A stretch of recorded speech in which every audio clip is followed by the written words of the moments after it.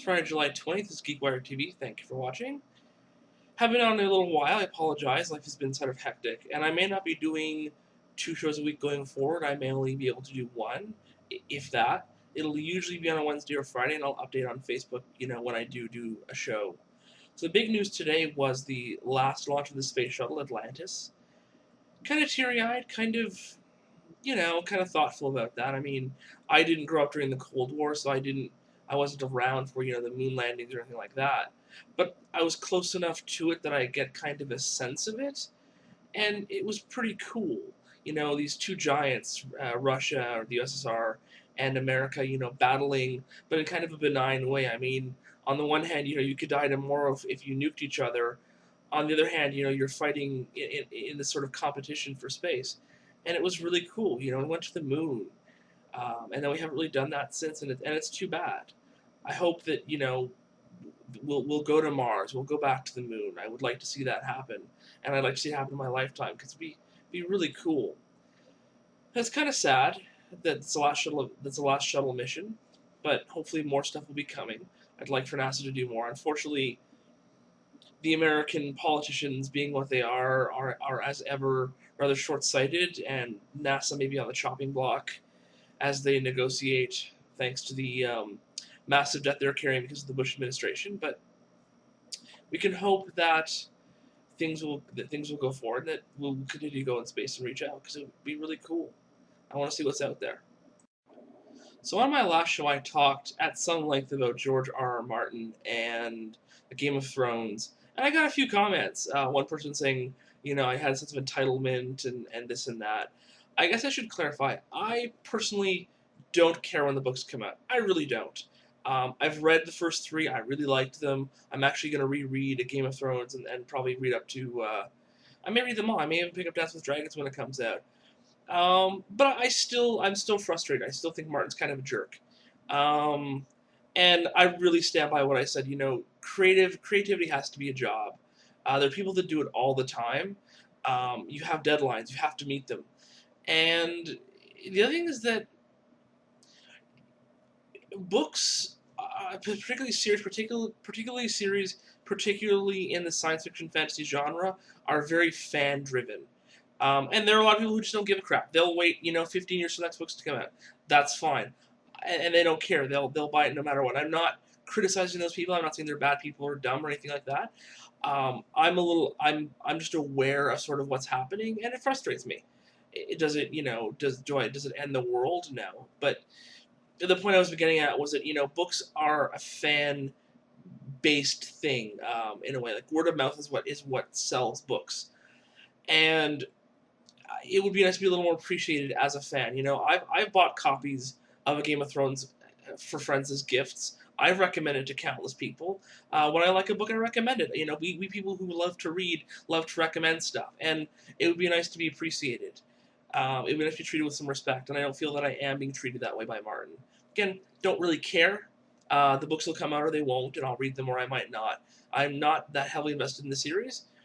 And I really stand by what I said about, you kind of have to be on a schedule. You have to kind of do what you got to do. You can't just say, oh, I don't feel like writing today. And I mean, there's one thing, and I don't remember if I said this on my last show. Life happens. If your children are killed in a car wreck, or become a coke addict, or like life happens, and that's fine.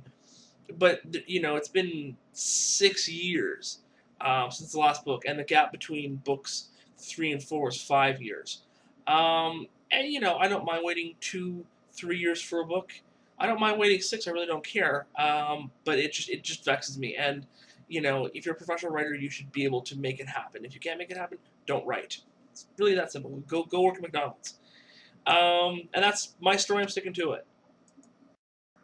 Speaking of books, I have a surprising recommendation to make. I picked up Star Wars: The Old Republic: Fatal Alliance. Last week. It was out in hardback before, and I wasn't going to pay $30 for it.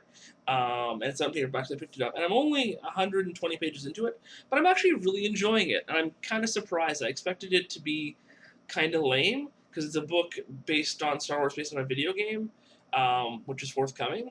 And, excuse me, granted, BioWare is always about the story. so I figured it would be all right. But I mean, I did not expect to enjoy it as much as I am. Now again, I'm only 120 pages into it, so by the time I finish it, my tune may change. But right now, it's actually pretty good. It's actually pretty entertaining, and it's a good time. And it's it's a nice kind of actiony, fluffy Star Wars adventure. It's not wholesome by any means in terms of writing, but it's not bad. It's entertaining.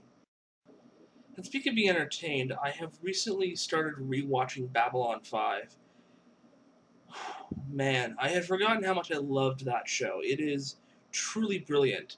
If you haven't seen it, it is a terrific science fiction show, and it's well worth watching and checking out.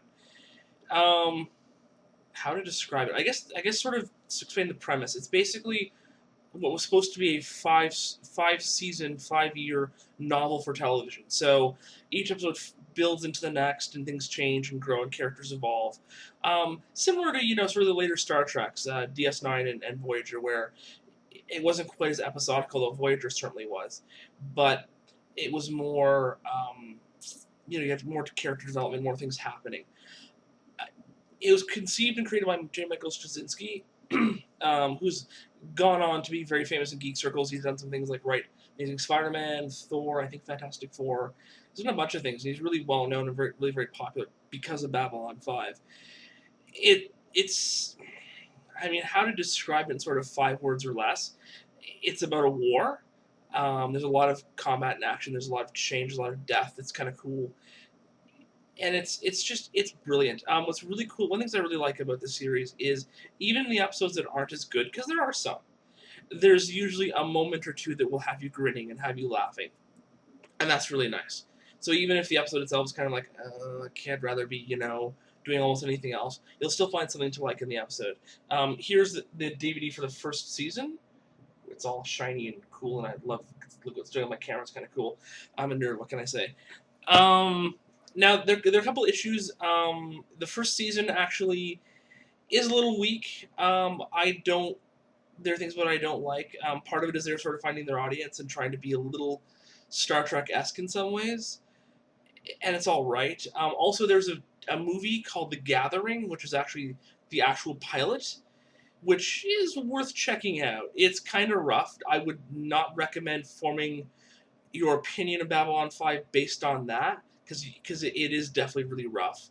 The first season is pretty rough too. There are some great episodes in there. There's some great moments, but overall, I prefer seasons 2 through 4.